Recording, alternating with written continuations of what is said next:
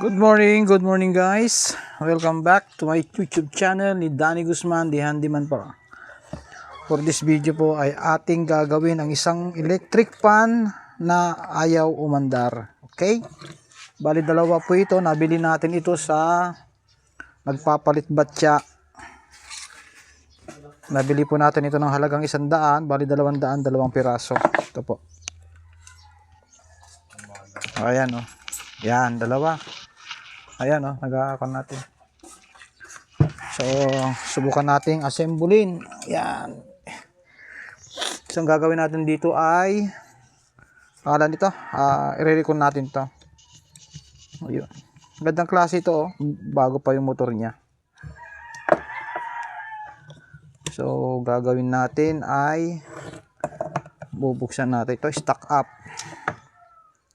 Ay, ayaw mandar.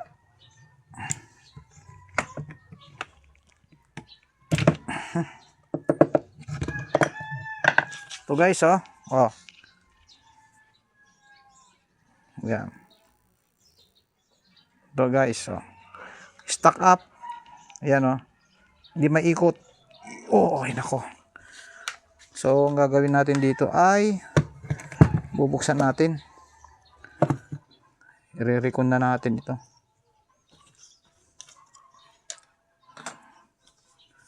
Yun.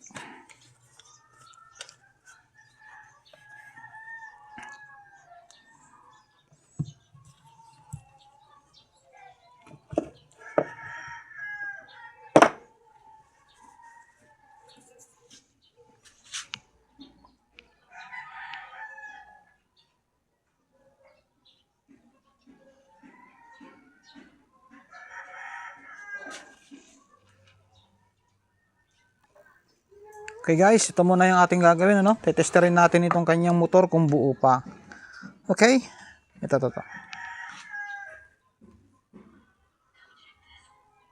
Yun, mayroon pa po. Ibig sabihin po nito may continuity. Ayan. Ayan oh. Mayroon pa siya. So, buo po itong motor. Stock up lang po siya oh. Ito po yung nabili natin ng halagang 100. Okay? So guys, babaklasin muna natin ito. Yun.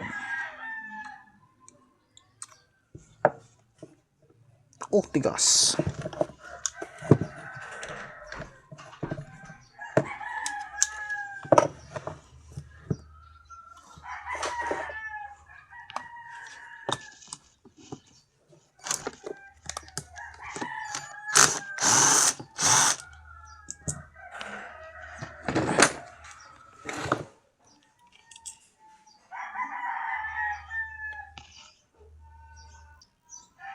Okay, so guys, tinanggal na natin yung kanyang gearbox. Ayan oh. Yung gearbox, ito po yung nagpapaswing. So, tinanggal muna natin para ma-recondition natin ng maigi. Yun oh. Bakit may ganito pa? Anong purpose nito? Ba yan? Yun, ispayan. Okay. Ang ganda pa ng motor niya, bagong bago ito oh. Dahil ayaw umikot po, lalangisan muna natin para hindi siya ano. Yun.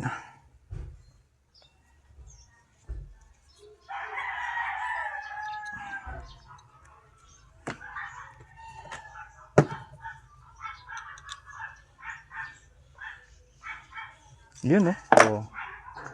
Yun oh. Guys, lumambot na oh, yan.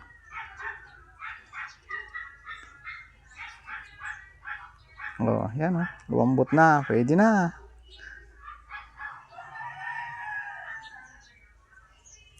Yun. So, gagawin natin ay tatanggalin natin. Yun.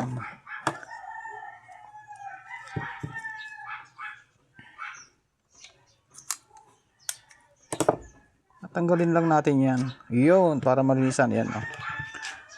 Ayan po guys. Ayan po yung kanyang ano. Nag-stuck po siya. Yun. Hindi na matanggal oh. Ayan oh. Oh, yan. Natanggal na. So, ang gagawin natin guys, ito, lilinisan natin yan. Ayan, oh.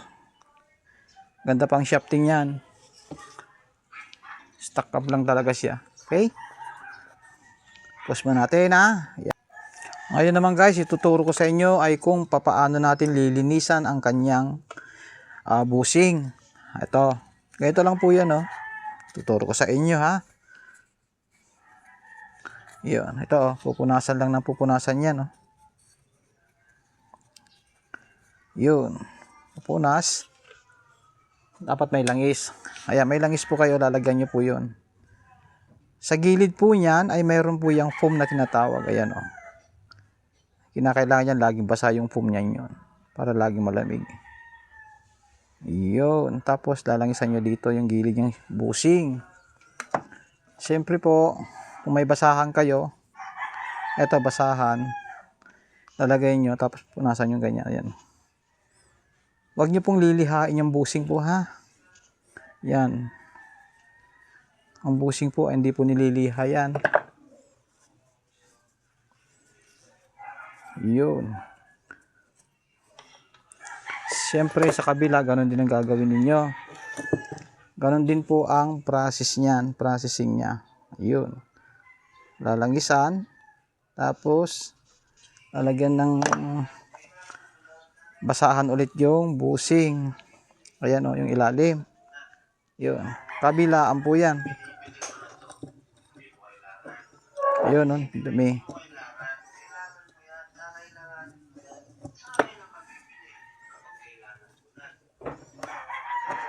Yun.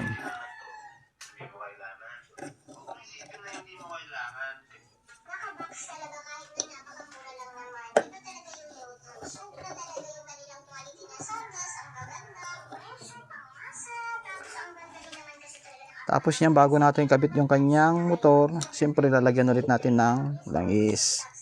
Okay? Ang shafting naman po guys, ang gagawin lang natin dito sa shafting niya ay hanap po kayo ng lihang manipis. Yung pinakamanipis.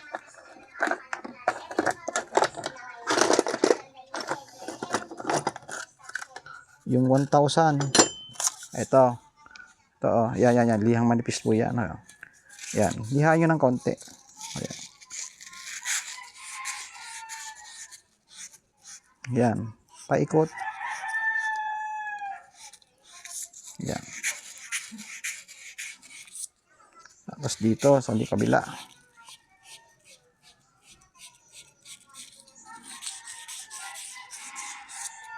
Yan. Tapos, siyempre pupunasan nyo po yan. Yan, o. Yun. Itong pagliliha po ng shafting ay hindi na po talaga advisable yan sa mga ano. Ito lang po ay ginagawa natin pag malayo po yung bilihan. Ginagawa po ito talaga pag mga ganito. Saka ayos pa naman po, hindi naman po talaga totally ano tawag dito, maraming gasgas. Saka pag niliha po natin ang shafting yan, yung pinong-pino pa. Yan, o. O, wala na, o. Maayos na ulit. Tapos, lalangisan po ulit natin yan, o. Yan. Siya nga palang ginagamit kong langis ay yung tawag dito, yung sa ginagamit sa sasakyan. Ayan. Tapos po, ayan. Baka naman hindi nakikita, baka kala ninyo, ano, ito po yung mukha ko. Ayan. Okay, magugulat sa mukha ko ha, dahil si handyman po ay talagang nagtatago sa kanyang poging kasuotan. Okay? Ito mabigat. Nawawala yung kanyang piyesang iba. Okay? Ready for assemble na po tayo ha. Assemble na po natin itong kanyang motor. Ayun. Ayan po ang itsura niya, no? Tapos, ito po yung ilalagay natin. Yan. Tapos, itong kanyang gearbox. Aray. Ito po yung gearbox niya. Yun. Nilalagay muna natin yung kanyang gearbox guys para Hindi tayo magkamali ng pagkalalagay.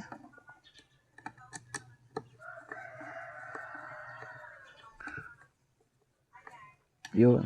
Kaya ako inuuna yung gearbox niya para paglagay natin nung takip sa unahan, kanyang pinakabahay, ito, ay siguradong magkatapat yan. Ito at saka yan. Yun o. Yun.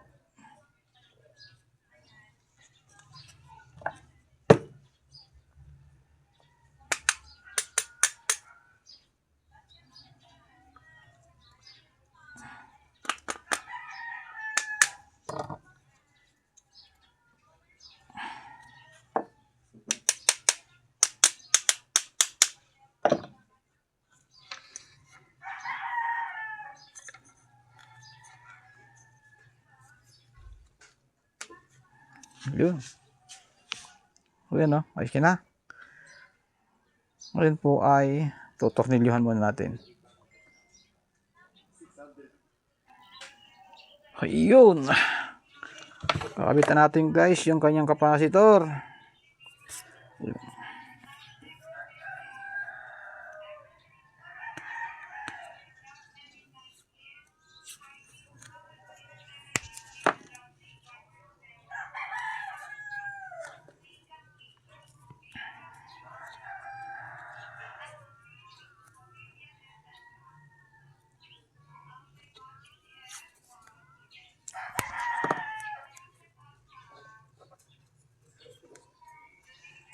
Bali naging issue po pala nito, itong capacitor nitong electric fan na ito ay naputol na po yung kanyang wire.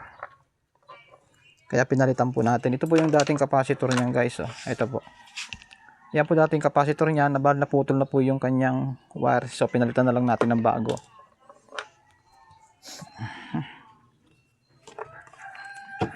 Ayan o. Oh. Kakabit yan dito. Yun.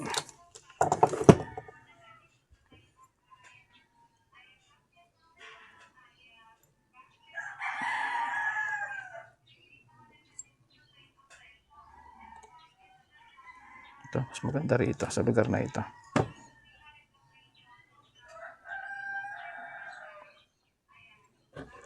Importante guys ito na may lagay sa tamang ano kasi baka dumikit po ito. Oh. Kasi meron po yung dalawang wire na yan. Pag nilagay po natin dito, baka dumikit po dito sa housing ng motor niya. Pag saksak, ayan po. Problemang malaki po. Kaya hihanapan natin ito ng magandang pwesto na hindi siya didikit.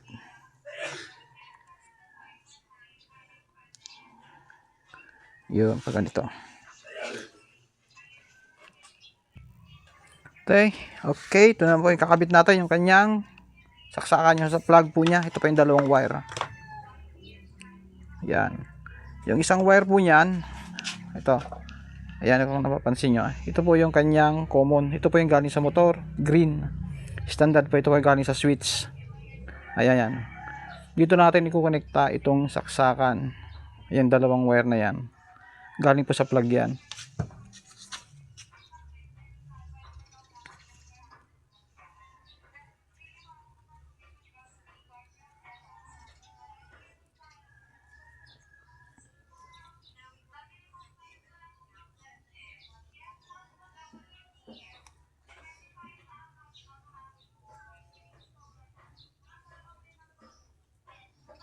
Ayan. Bali ganyan po ang magiging ano yan. Oh. Ayan po. Ganyang kabit yan. Ito po yung sa plug natin. Ayan. Ayan. Ganyan. Okay. Siyempre lalagyan natin ng electrical tape yan. Yun. Lalagyan natin ng cable tie. Ito. Ito po. Lalagyan natin ng cable tie yan. Okay. Ito na at ating assembling guys. Itong ating electric fan na nabili ng 100. Yun.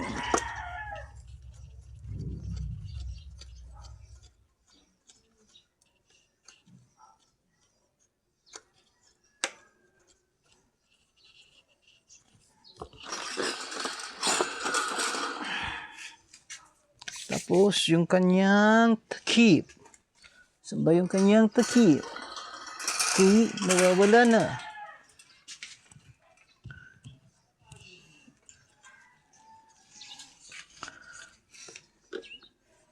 Hindi ito ganyang takip.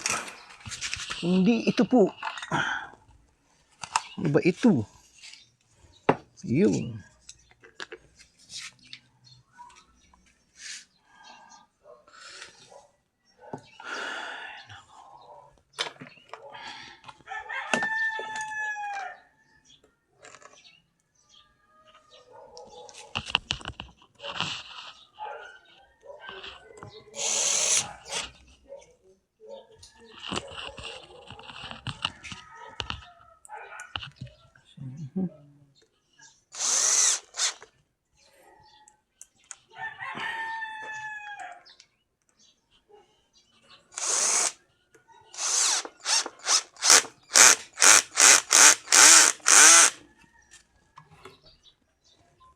Tapos, ilagay natin to pansamantala muna. Okay? Yun. Para matesting na natin. Yun. Tapos yung kanyang lock.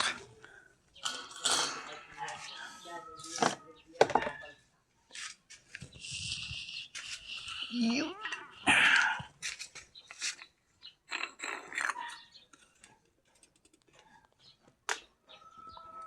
Okay? For the final testing. Uy, ano ba yan? Ano ba yan? Ano ba yan? Ano ba yan? Okay. Ito ayun. Ayan guys, oh. Lakas. Okay. Ayan. Salamat ng marami. Ang haba pala. Okay. Galing. Okay, salamat po ng marami. Paki-subscribe na lamang po sa YouTube channel ni Handyman. Yun, shout out sa iyo mga ka-YouTubers.